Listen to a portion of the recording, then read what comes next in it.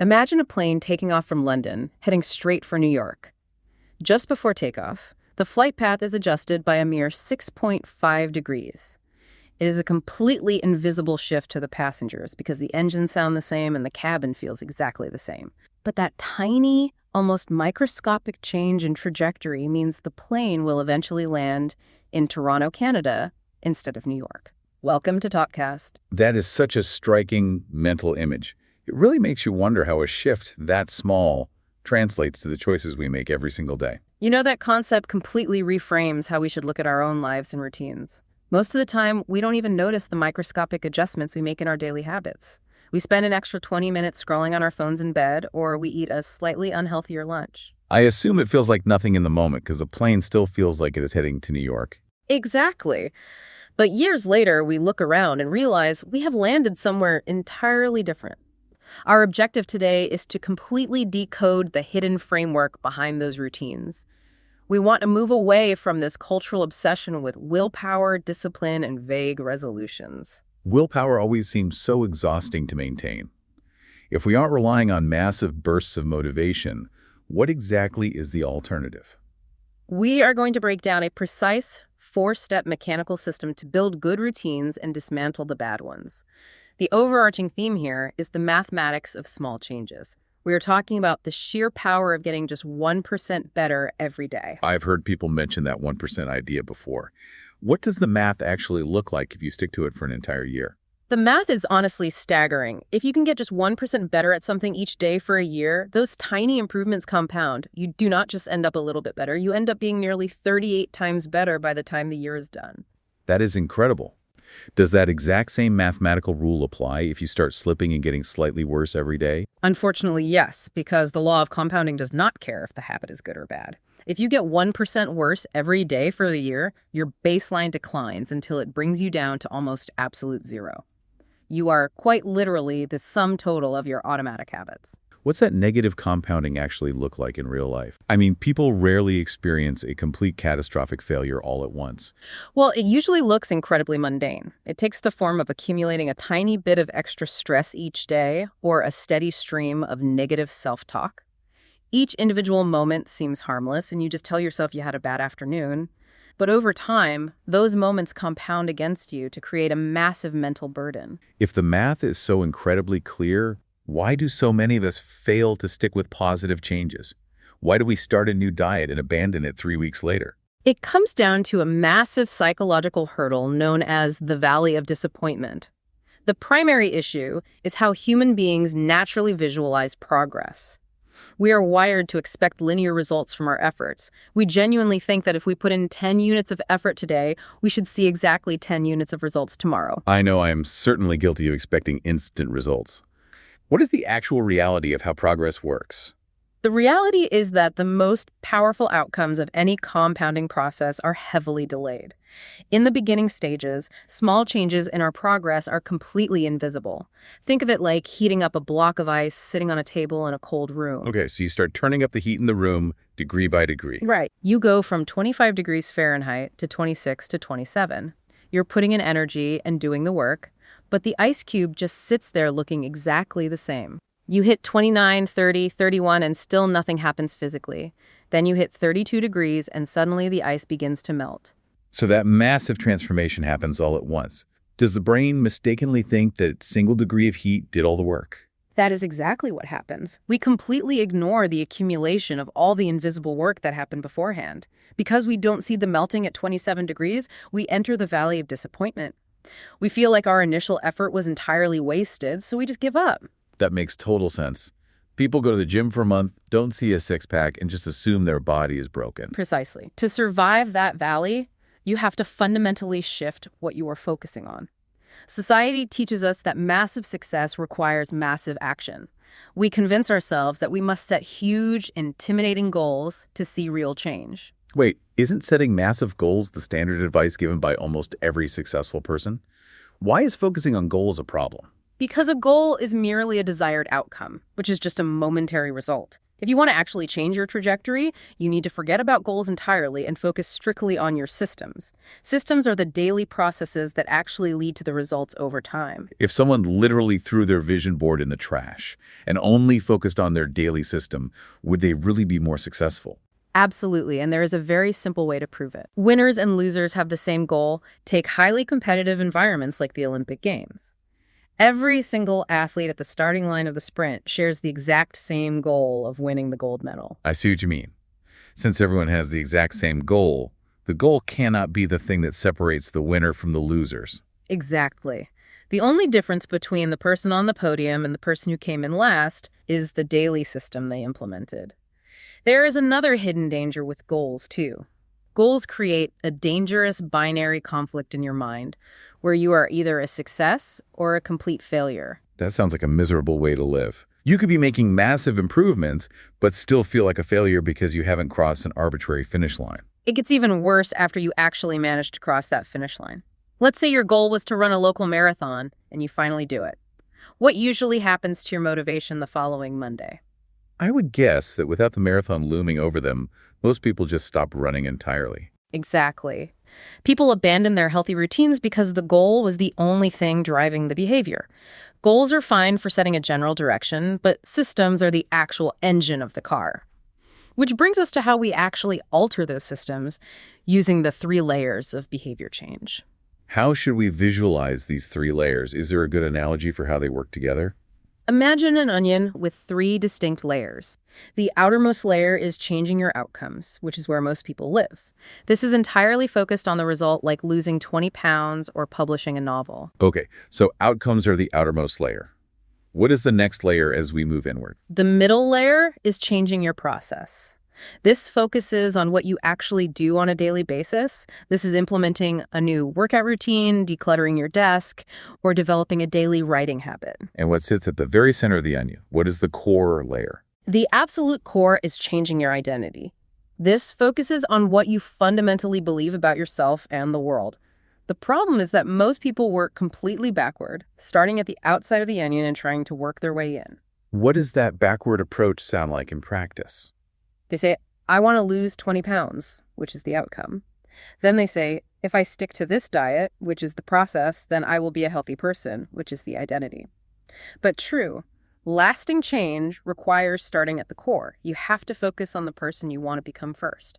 How does shifting the focus to identity change the language we use to describe our goals? It is a subtle but massive shift. The goal should not be to learn how to play an instrument. The goal is to become a musician. The goal is not to finish running a marathon. It is to become a runner. Why does that specific shift in language matter so much to the human brain? Because when something becomes a core part of your identity, your behaviors naturally align with it. When you truly believe you are a runner, you don't have to force yourself to go for a run. Runners run, so it is just what you naturally do. But you can't just declare you are a runner if you haven't jogged in a decade. How do you actually prove that new identity to your brain? You prove it through small, continuous actions. Every single time you complete a habit, you are casting a vote for the type of person you want to become. Every time you finish a 10-minute workout, you cast a vote that you are an athlete. So the physical result of the habit doesn't matter as much as the belief it reinforces. What is the actual mechanism we use to cast those votes every day? We use something called the habit loop. A habit is simply a behavior repeated enough times that it becomes completely automatic. Your brain wants to conserve energy, so it automates solutions to recurring problems in your environment. How exactly does the brain form and reinforce that automation? It uses a continuous 4-step feedback loop. The loop consists of a cue, a craving, a response, and a reward. Every single habit you have passes through these 4 stages in that exact order. Could you walk me through a real-world example of that 4-step loop so I can visualize it? Absolutely. Think about your phone buzzing on the table. That buzz is the cue, which indicates a potential reward. The moment your brain registers the buzz, it generates a craving to know who just messaged you. I definitely know that craving. What happens after the craving hits? Then comes the response, which is the physical action of picking up the phone and opening the app. Finally, you get the reward of reading the message, which satisfies your curiosity. Your brain notes that picking up the phone is a reliable way to feel satisfied, reinforcing the loop. That seems like a relatively harmless loop. How does this exact same mechanism lead to destructive behaviors, like wasting hours of productive work time? Let's examine a negative loop that happens constantly in the modern workplace. The cue doesn't have to be a physical object. It can be an internal feeling. Let's say you hit a wall on a difficult project and you feel a sudden wave of frustration. So that internal feeling of incompetence or frustration acts as the starting trigger. Exactly. The craving immediately follows because you desperately want to alleviate that uncomfortable feeling. So for the response, you unconsciously open a new tab and check social media.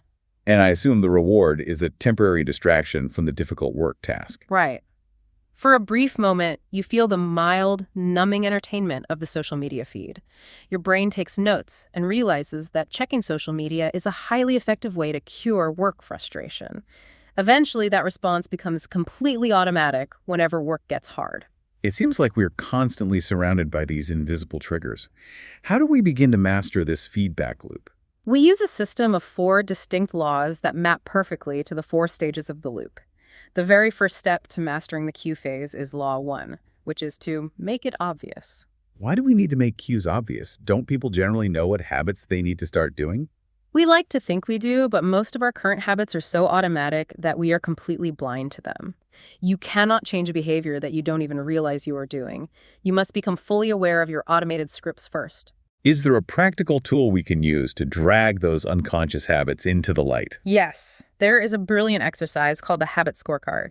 You take a piece of paper and write down absolutely all of your daily behavior, starting from the exact moment you wake up.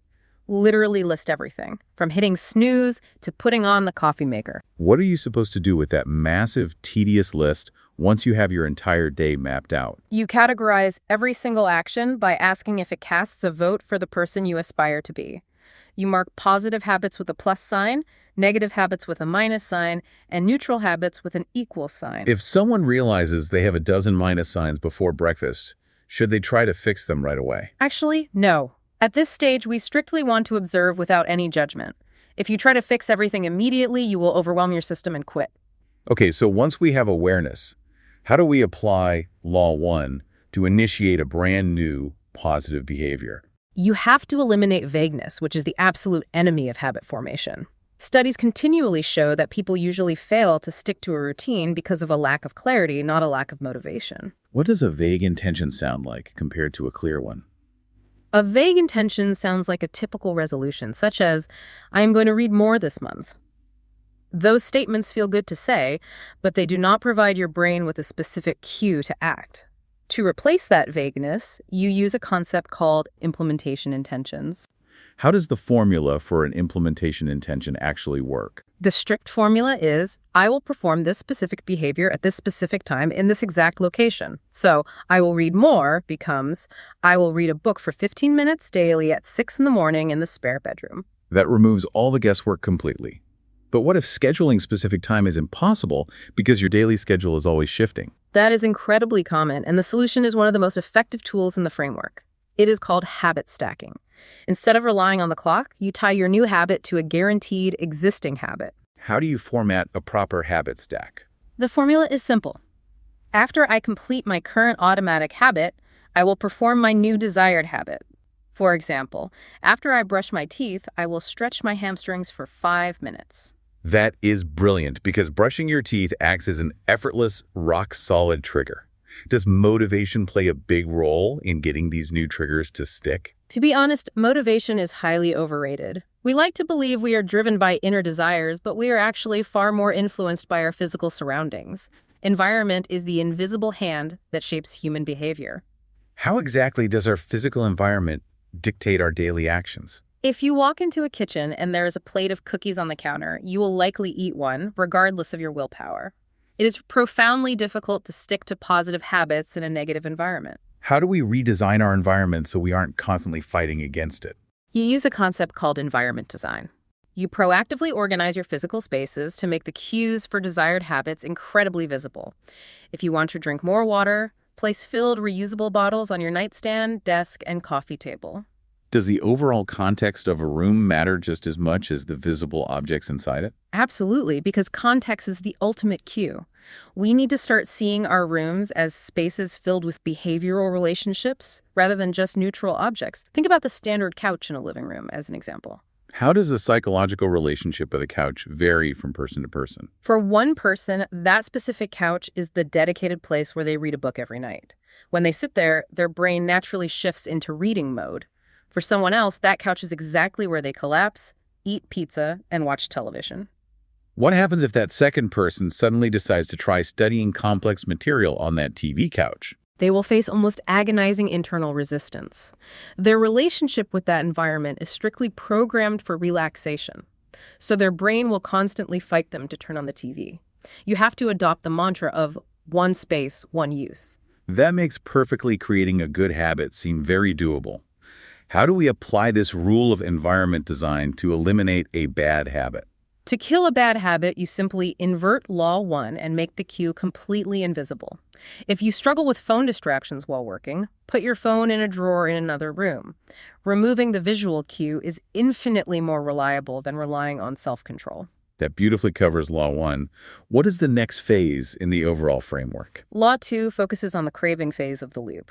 Law 2 dictates that you must make it attractive. The more attractive an action is perceived to be, the more likely we are to generate the motivation to repeat it. What is physically happening inside our brains when we find something attractive or rewarding? It all comes down to the fascinating neuroscience of dopamine. When our dopamine levels rise, our internal motivation to take action dramatically increases. It is vital for learning, memory formation, and the drive to seek out rewards. When exactly do these dopamine levels actually peak during the habit loop? This is a crucial distinction. The massive dopamine spike actually happens during the anticipation of a reward, not just the receipt of it. Could you share a clear example of how anticipation triggers that chemical spike? Consider the brain activity of a gambler. They experience a massive dopamine spike right before they place the bet or pull the lever. The spike happens when they are anticipating the win, not after the coins fall out. Does that anticipation effect apply to everyday habits or just extreme cases like gambling? It applies to almost everything. Think about planning a vacation. The weeks spent anticipating the trip often feel intensely rewarding, sometimes even better than the actual vacation itself. The brain highly rewards the seeking behavior. Knowing that anticipation is the real driver, how do we artificially engineer our lives to make difficult habits attractive? We use a highly practical tool called temptation bundling. You make a hard habit attractive by combining an action you need to do with an action you desperately want to do. How does temptation bundling work in a practical scenario? Let's say you want to watch a new show on television, which is your strong want. But you also know you need to spend 30 minutes on the treadmill, which is a need. You create a strict rule that you are only allowed to watch that specific show while physically walking on the treadmill. I imagine your brain actually starts looking forward to the treadmill because of the show. Aside from our own temptations, how does our social circle impact our habits? Group influence plays an absolutely massive role. We are deeply social creatures who want to fit in and earn the respect of our peers.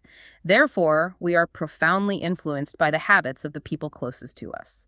How can someone actively use group influence to build a positive routine? You have to join a culture where your desired habit is already the normal everyday behavior. If you want to read more, join a dedicated book club. The shared identity of the group makes the difficult habit highly attractive because it brings social approval. Let's look at the cravings that drive our bad habits. Why do we feel such incredibly strong urges to endlessly scroll online? To understand that, it helps to map those surface-level desires to deep, underlying human motives. The craving to check social media is just a modern manifestation of fundamental needs that have always existed. What are some examples of those ancient underlying human motives? They include core drives like the need to connect and bond with others, the desire to reduce uncertainty, and the drive to achieve social status. Modern digital platforms provide incredibly efficient solutions to those deep human desires. Can you break down which specific digital platforms satisfy which underlying motives? Well, people driven by the motive to connect with friends naturally gravitate towards social networks. Those seeking to reduce uncertainty use search engines to find instant answers. The craving is ancient. The technology is just the modern delivery mechanism. If our motives are wired that deeply, How do we reprogram our mindset to actually enjoy a difficult habit that doesn't offer a cheap thrill? You reprogram your brain by consciously highlighting the long-term benefits of a habit. You shift your internal language from I have to I get to. What does that shift in perspective actually sound like in a person's internal dialogue? When your alarm goes off, instead of groaning that you have to go for a run, you remind yourself that you get to build endurance today. Instead of viewing saving money as a painful sacrifice, you view it as actively buying future freedom. It lowers the psychological friction. That makes a lot of sense. So we have made the habit obvious and attractive. What is Law 3 of the framework? Law 3 moves us from the mental phase to the physical phase. Law 3 is make it easy. Let's address a huge question here. How long does it actually take to build a new routine? Because everyone always says it takes 21 days. Framing habit formation in terms of elapsed time is completely wrong. The truth is, it is entirely about the number of successful repetitions, not the number of days that pass. Why do repetitions matter so much more to the brain than the passage of time? Because every time you repeat an activity, your brain physically changes to become more efficient at executing it. A behavior becomes automatic through sheer frequency. If you only practice a skill once a month, a year could pass and you still won't have a habit. What dictates whether we will actually perform those required repetitions in the first place? Human behavior is universally governed by the law of least effort. We naturally gravitate toward whatever path requires the absolute least amount of physical and mental energy. The more energy an action requires, the less likely it is to happen.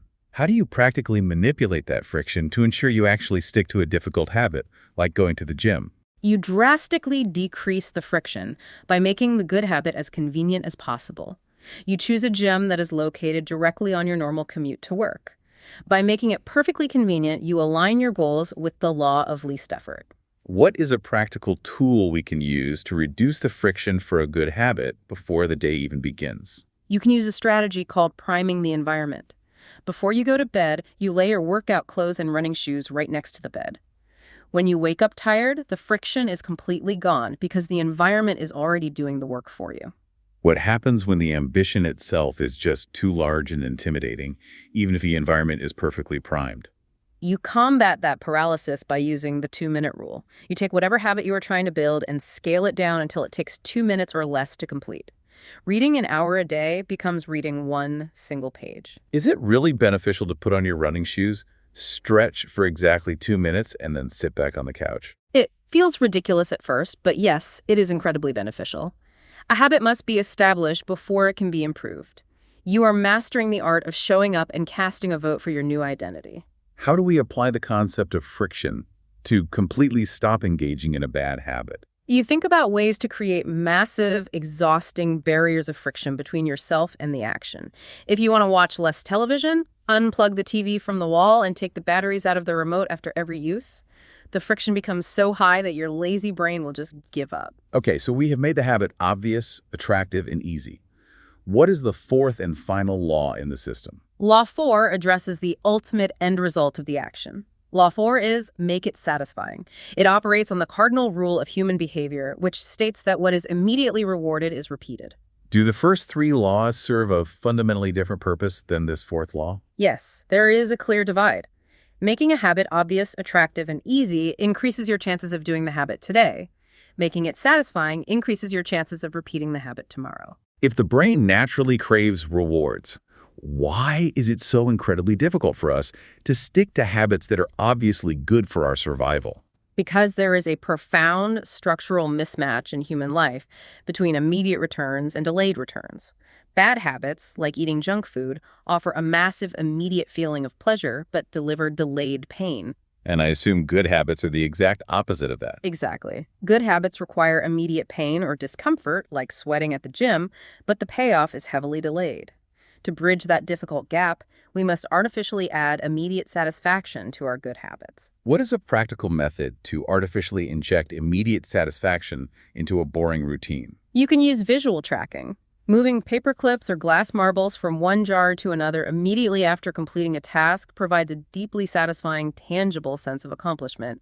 You can see your progress mounting up physically. Are there other forms of visual measurement that work just as well as jars and marbles?